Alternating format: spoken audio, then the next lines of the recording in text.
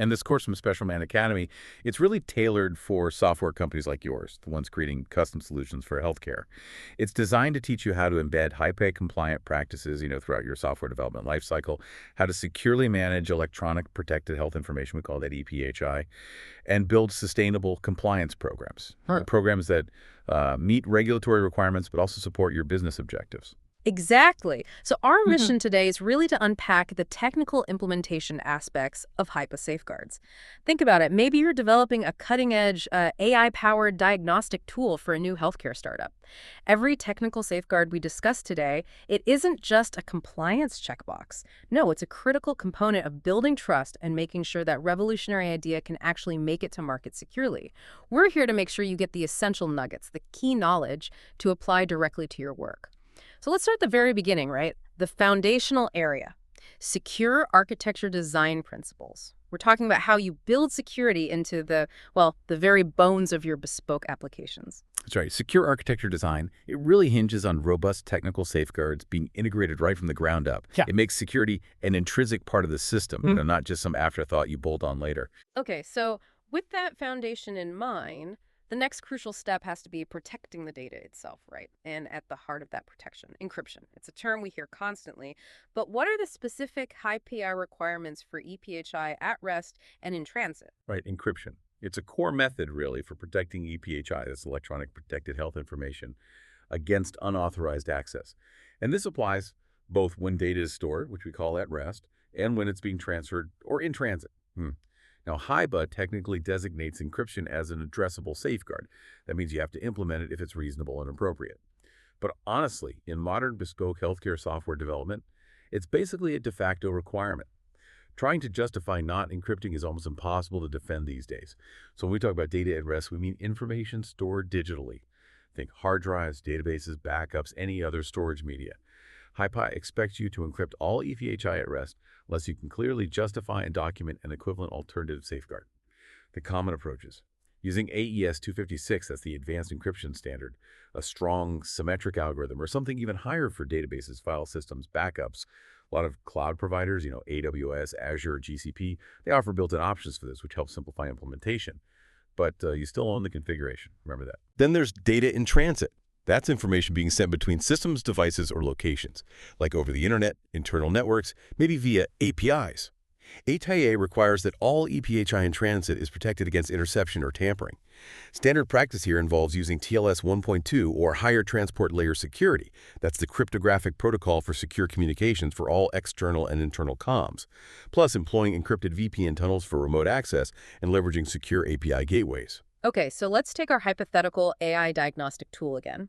If it communicates with external labs via an API, all those requests and responses containing patient data absolutely must be sent over an encrypted HTTPS TLS connection.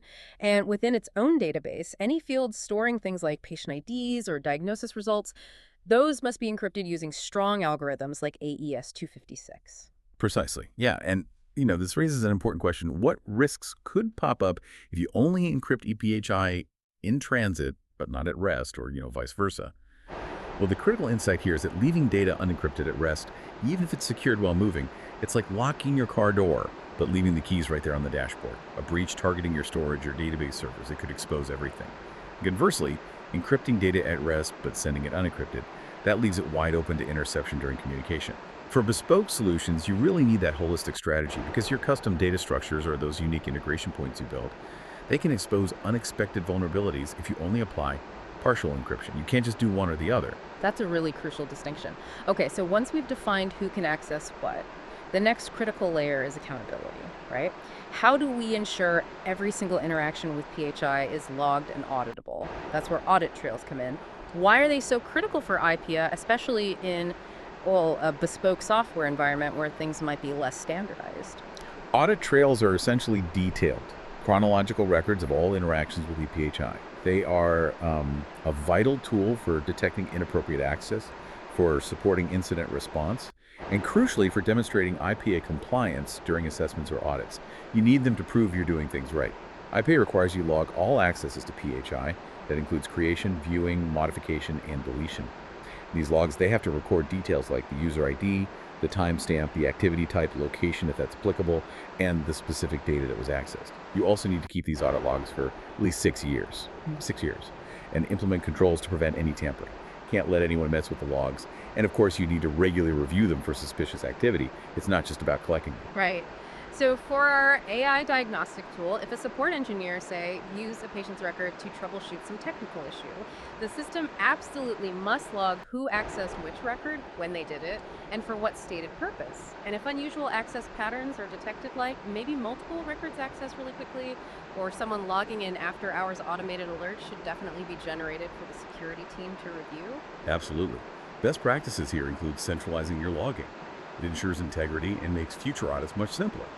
Also, use automated tools to analyze those logs for anomalies. Humans can't catch everything. And be ready, always be ready, to provide these audit logs as documentation during HIPAA audits or investigations. Now, this actually raises an important question for developers. How can excessive logging, or maybe poorly managed logging, itself become a risk? A risk to PHI privacy or even system performance? Yeah, it's a delicate balance, you see. If your logs inadvertently contain PHI, well, now the logs themselves are another attack surface. They need protecting too. And if logging is too verbose, just too much noise, it can actually degrade system performance. And worse, it can make it nearly impossible to find the critical security events among all that data. For bespoke systems, defining exactly what to log, being precise, is key to maintaining both security and efficiency. The bottom line, comprehensive, secure, and regularly reviewed audit trails are just vital for HIPAA core compliance. They help organizations detect issues early and demonstrate diligence to regulators. That makes perfect sense. Okay, now let's discuss access control. This is where it gets really interesting for bespoke developers, I think. It's all about ensuring only the right people see the right data based on their specific role or need. Exactly. Access controls are the systems, the processes that ensure only authorized individuals can view, edit, or share PHI. IP-size security rule requires robust mechanisms that truly embody the principle of least privilege, which means, basically, users only get the precise access they absolutely need for their specific role and nothing more.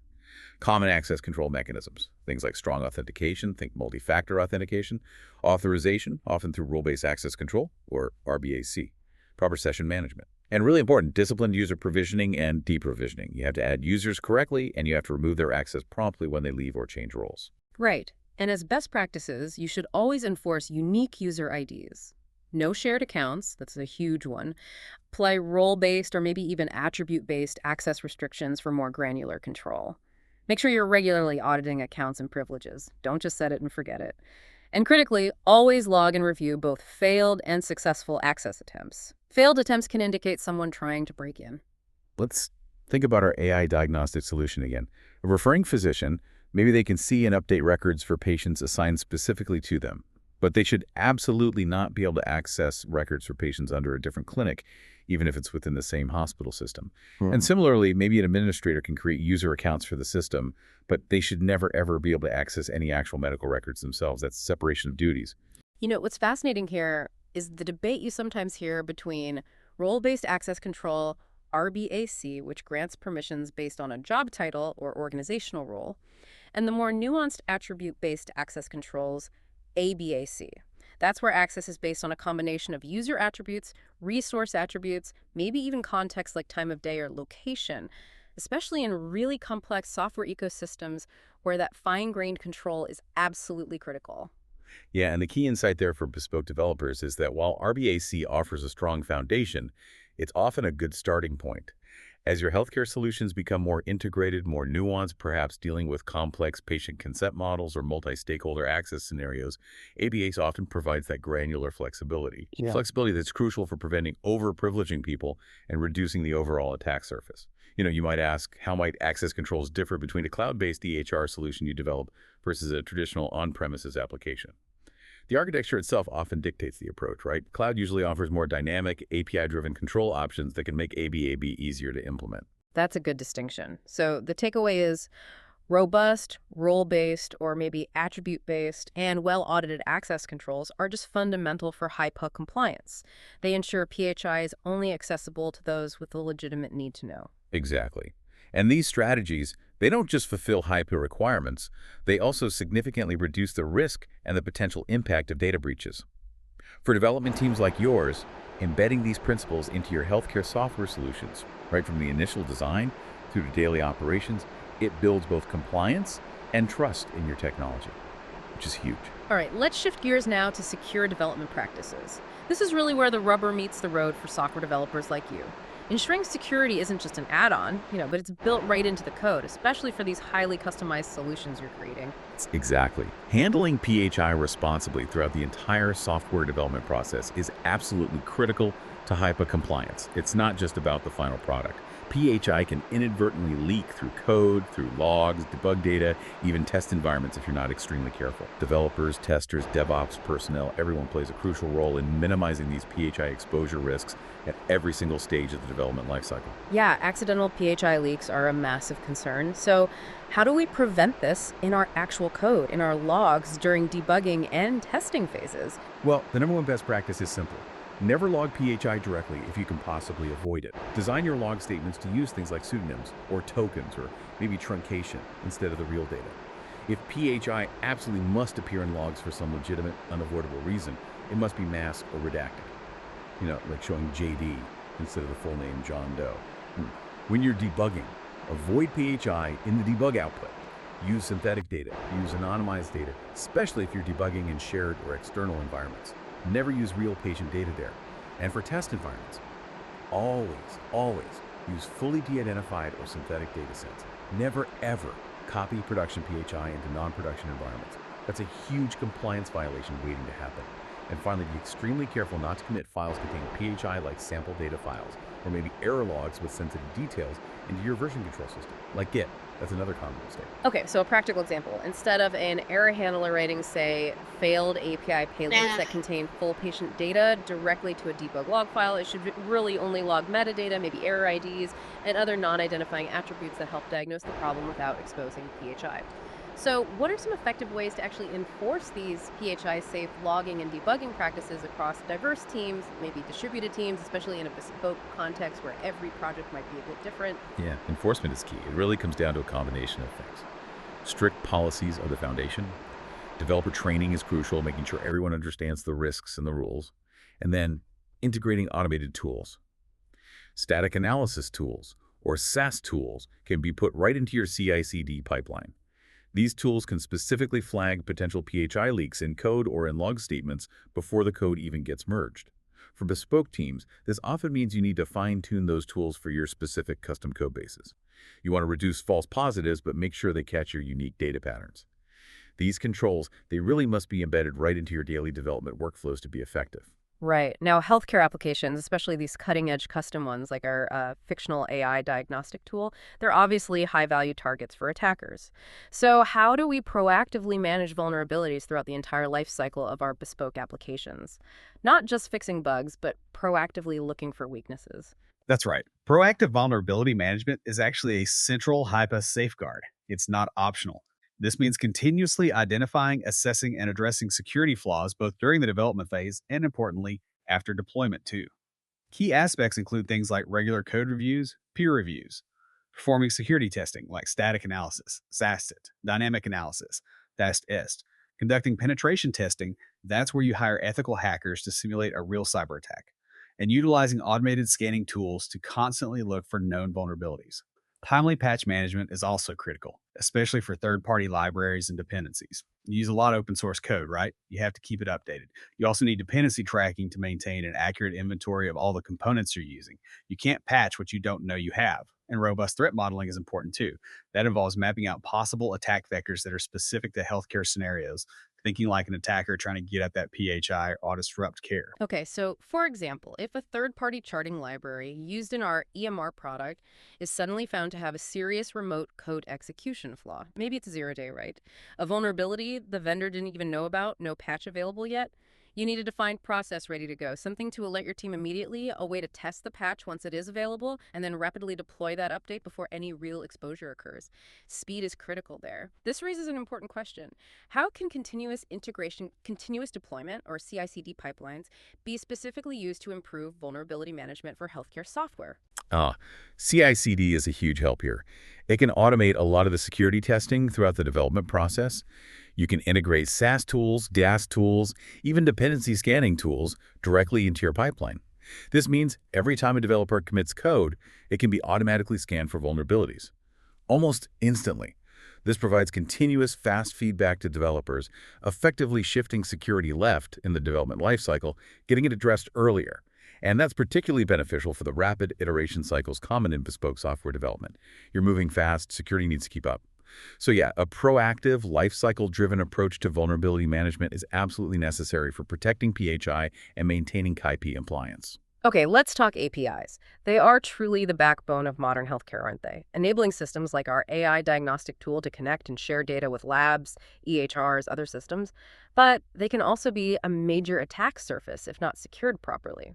What's fascinating here is how we lock these down, especially when they're handling sensitive health data. You're absolutely right.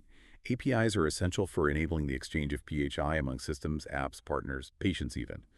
But insecure APIs are, frankly, a very common source of breaches. We see it all the time. So when you're developing APIs specifically for health data exchange, you must require strong authentication. Think protocols like OAuth 2.0, and ensure that the access tokens granted are tightly scoped, meaning they only allow the absolute minimum necessary access, nothing more. Principle of least privilege again. Data minimization is also key here. Limit your API responses to only include the minimum necessary PHI fields for that specific request. Don't just return the whole patient record if only the name is needed. Enforce HTTPS TLS for all API traffic, both external and internal. No exceptions. Thoroughly validate and sanitize all incoming API requests to prevent common attacks like SQL injection or cross-site scriptings. Trust no input. Implement rate limiting and monitoring to protect your APIs from denial of service attacks or abusive access patterns. Ensure robust audit logging is in place to track all PHI access via the APIs, who accessed what, when, through which API. And, importantly, secure your API documentation. Make sure any example payloads shown in the docs do not expose live or realistic-looking PHI. Use fake data. Right, so a hospital's FHIR API, for example, that maybe allows referral clinics to fetch patient records, that needs robust API keys, token expiration policies, strict scope restrictions limiting what data can be fetched. Thorough input validation on requests, and encrypted channels for every single interaction. It's a lot to manage. What's really interesting, I find, is that ongoing debate around balancing open API access, which fuels innovation, versus the need for strict access controls for privacy and security. You see advanced models like Smart on FHIR trying to address this by using standardized authorization scopes, right? Exactly. Smart on FHIR is a great example of trying to find that balance. So what unique risks do healthcare APIs pose compared to, say, generic e-commerce APIs? And how should those specific risks shape your engineering priorities when you're building them? Well, the big difference is the data itself. Healthcare APIs often deal with extremely sensitive, often irreversible data. Think diagnoses, genetic information, mental health notes, unlike, say, a typical e-commerce API, where a breach might expose a credit card number, which is bad, but often fixable. A breach of health data can have lifelong consequences for individuals. This means error handling in healthcare APIs must be exceptionally robust, making sure no sensitive data leaks even when things go wrong. Throttling and rate limiting need to be more aggressive to prevent data scraping or abuse. And that focus on least privilege and data minimization we talked about, it's absolutely paramount. Every field matters. The bottom line is API security must be a first-class consideration, not an afterthought, in all healthcare software products you build. By embedding these best practices deep into your workflows, your organization will not only meet HIPAA regulatory obligations, but also build truly trustworthy, resilient health technology solutions. Patients and providers depend on it. Okay, finally, let's talk about the environment where all this sensitive data actually lives and moves. Infrastructure security. This applies whether you're building bespoke solutions on cloud platforms like AWS, Azure, or GCP, or maybe managing mobile devices that access PHI. That's right. Cloud platforms offer incredible flexibility and scalability, which is fantastic for innovation. But as the saying goes, with great power comes greater responsibility, especially regarding HIPAA compliance. Building a HIPAA-compliant infrastructure requires really careful planning and a secure by default configuration approach for all the cloud services you utilize. You can't just accept the default sometimes. So for bespoke solutions running in the cloud, what are the absolute must-do critical practices for ensuring HIPAA compliance? First and foremost, always sign a business associate agreement, a BAA, with your cloud provider. AWS, Azure, GCP, all offer them for specific HIPAA-aligned services. You need that legal agreement in place. Crucially, only use services that are designated as HIPAA eligible by your provider. Not every single service they offer meets the requirements, so you have to consult their list carefully and stick to it. You absolutely must enable default encryption, both at rest and in transit, for all PHI-related storage and services. Think S3 buckets, databases, load balancers. Implement fine-grained access control using their Identity and Access Management, or IAM, tools. Follow the principle of least privilege strictly. Give users and services only the permissions they need. Make sure you turn on the cloud-native tools for audit logging and monitoring, things like AWS CloudTrail, Azure Monitor, GCP audit logs. You need to track all access and configuration changes within your cloud environment. Ensure proper network segmentation using virtual private clouds or VPCs, along with subnets and security groups or firewalls to strictly isolate PHI processing environments from other systems and the public internet. And leverage automated configuration management using infrastructure as code tools like Terraform or CloudFormation. This helps maintain consistent, secure setups, which is especially crucial when you're spinning up customized environments for different clients using your bespoke software. Okay, so back to our AI diagnostic tool vendor hosted on AWS. They'd be using only IPA-eligible services, probably EC2, RDS, S3, but configured with server-side encryption always enabled. They'd have strict IAM roles separating application functions from administrative access. Their databases and sensitive servers would be in private VPC subnets with no direct public IP addresses. And CloudTrail would be logging every single API call related to accessing PHI with automated alerts configured in something like CloudWatch to flag suspicious events immediately. Now, connecting this to the bigger picture, especially for bespoke developers dealing with potentially diverse client configurations, what steps would you take to regularly audit your current cloud environment for HIPAA readiness? How do you ensure ongoing compliance? That's a great question. A HIPAA-compliant cloud environment really relies on having those BAAs in place, making strict service selections, enforcing encryption everywhere, implementing granular access controls, and having continuous monitoring, especially for configuration drift.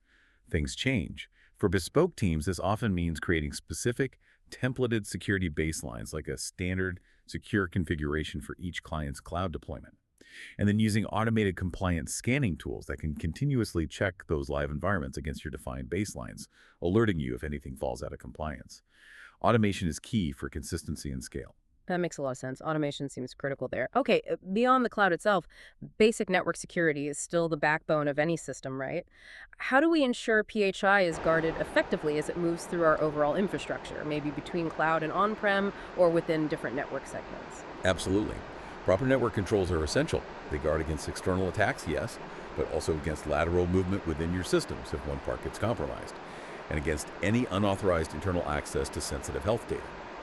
Key controls here include configuring firewalls and cloud security groups meticulously to allow only absolutely essential traffic in and out. Deny by default. Segmenting your network is crucial.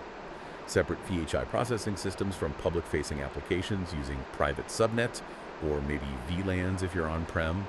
Isolation is key.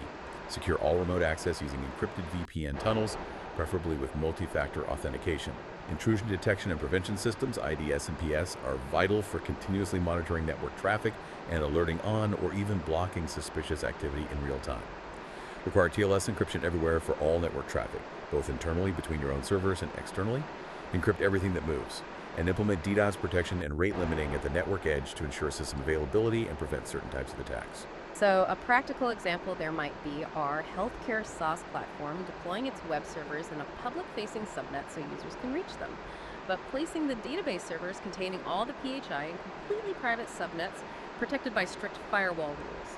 Only the application servers in a specific group should be allowed to talk to the database, and any administrative access to those private subnets would absolutely require connecting through a multi-factor authenticated VPN first. No direct SSH from the internet. This raises an important question, though. How can an over-reliance purely on perimeter defenses, like just having a strong outer firewall, lead to blind spots in PHI protection? That's a classic mistake. If you only focus on hardening the edge of your network, the perimeter, you can easily miss threats that manage to get inside. Maybe through compromised user credentials, a phishing attack, or even an insider threat. It's like having a really strong castle wall, but absolutely no guards patrolling inside the castle itself. Once an attacker is over the wall, they have free reign. For bespoke systems where integration points can be numerous and complex, connecting to various third parties, a zero-trust network architecture is often much more effective. That model basically assumes no internal network connection is inherently secure and always verifies identity and authorization before allowing any access, even between internal servers. So layered network security is essential. You need a combination of segmentation, strict access rules, encrypted traffic everywhere, and real-time monitoring to minimize the risk of data breaches from any angle. Okay, last big area here.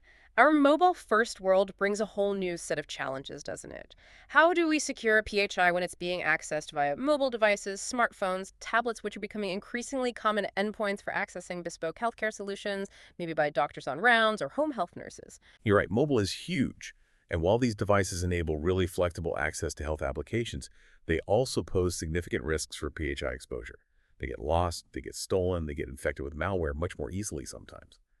Mobile Device Management, or MDM, is the set of policies, tools, and monitoring capabilities used to secure PHI when accessed via these mobile endpoints. It's essential.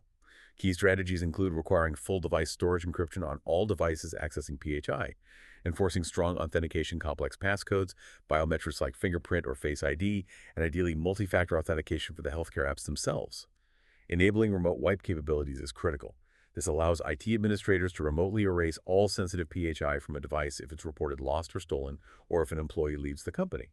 You also need to set mobile app restrictions, maybe preventing installation of apps from untrusted sources or blacklisting risky applications. Implementing application containerization is a good approach too. This creates a secure, encrypted work profile or container on the device that isolates PHI apps and data from the user's personal apps and data. Enforcing regular OS and application security updates is vital for patching vulnerabilities, and using MDM tools for continuous monitoring and compliance enforcement, ensuring devices stay compliant with policy. Tools like Microsoft Intune, VMware Workspace ONE, Jammerfif are common here. Yeah, a great example there might be a telemedicine provider. They enroll all their staff smartphones and tablets into an MDM system. This enables IT to trigger an auto wipe if a device is reported lost. It requires users to install OS updates within, say, 30 days. It enforces the use of a company VPN whenever accessing patient data. And maybe it even disables the ability to copy and paste PHI out of the secure work apps into personal apps like email or social media. Now, there's definitely an ongoing discussion, sometimes a debate, about balancing the privacy expectations of personal device owners with the security controls needed for PHI, especially in BYOD bring your own device environments. Some organizations just choose to provide dedicated work-only devices to try to mitigate these issues entirely. That's true. Dedicated devices simplify things but can be costly. So what are the main challenges that arise when staff use their own personal devices, BYOD, for accessing PHI? And how might specific policies or technology help address those challenges? The main challenge with BYOD really is that blurring of lines between personal life and professional data on a single device. IT naturally has less control over the device's overall security posture compared to a company-owned one, and employees may, understandably, resist very stringent controls being placed on their personal property. Things like location tracking or full device wipe can be sensitive. Policies need to be crystal clear about exactly what data can be accessed on a BYOD device, what types of apps are allowed or disallowed, and they need explicit employee consent for security measures like remote wipe of the work container. Technology-wise, those containerization solutions we mentioned are key for BYOD. They create a secure, encrypted work partition on the personal device, keeping work data separate and allowing IT to manage and wipe just the work container without touching personal data. That, combined with robust MDM policies enforced on that container, is usually the best approach for balancing security and privacy in BYOD. So, the bottom line for mobile. MDM solutions and strong, clear mobile usage policies are absolutely vital to protect PHI in our mobile-first world. It requires that combination of encryption, access enforcement, remote wipe capability, and continuous monitoring. By integrating all these comprehensive safeguards we've discussed across architecture, development, and infrastructure, including mobile, especially when building bespoke solutions, you really minimize risk. You promote patient trust, and you ensure your regulatory readiness for HIPAA. And that really wraps up our deep dive today into the technical implementation of HIPAA safeguards. Wow, we covered a lot. We hit secure architecture design principles, then secure development practices, and finally, infrastructure security, including cloud and mobile. Each of these areas is absolutely critical, as you said, for building HIPAA-compliant bespoke software solutions and ensuring the integrity and privacy of that sensitive protected health information. Indeed. And it's worth repeating, these aren't just checkboxes you tick off for an audit. They are truly fundamental pillars for building trust and resilience in health technology. They would allow innovators like you to actually bring those amazing ideas to life securely and effectively. Exactly. So, maybe a final thought for you, our listener, to consider as you go back to your work. As technology evolves so rapidly and new threats constantly emerge, how do we ensure that our HIPAA compliance strategies remain not just reactive to the latest regulation update, but truly proactive? How do we anticipate the next challenge in health data security before it even hits? Something to really mull over as you build your next groundbreaking healthcare solution. We certainly hope this deep dive has given you some valuable practical insights to apply directly to your work. Thanks so much for joining us, and keep building those secure, innovative solutions.